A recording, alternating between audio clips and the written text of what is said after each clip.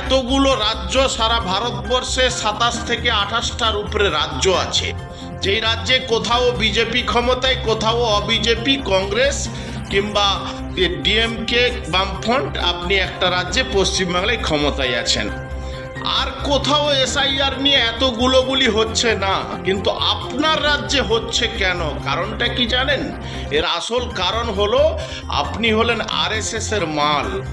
আপনার সাথে বিজেপির সেটিং আছে, মানুষকে হয়রানি করার একটা চক্রান্ত। ভোটের সময় কোনো উন্নয়ন নেই, তো শুধু মন্দির বানিয়েছেন, শিল্প নেই, কলকারখানাই নেই, চাকরি নেই, তাদের মানুষকে কিভাবে হয়রানি করে ভোটগুলো লুট করে নেওয়া যায়।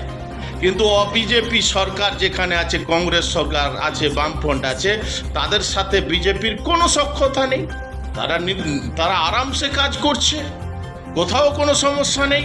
যত সমস্যা আপনি ন্যাকামো দেখাচ্ছেন, দেখুন কত বড় বিজেপি বিরোধী আমি, কিন্তু সারা বছর আপনি লোকসভাতে ভোট দিয়েছেন বিজেপির পক্ষে। সারা বছর আপনি রাজনৈতিক পরকীয়া করেছেন, প্রেমালাপ করেছেন, প্রেমপত্র বিনিময় করেছেন রাজনৈতিকভাবে। কাজেই এখন আপনি ন্যাকামো করছেন, ও ভোটের পরে আবার ঠিক হয়ে যাবে, যখন ক্ষমতায় এসে যাবে আবার সব ঠিক হয়ে যাবে। কাজেই বাংলার মানুষকে বুঝতে হবে, একে তাড়াতে হবে।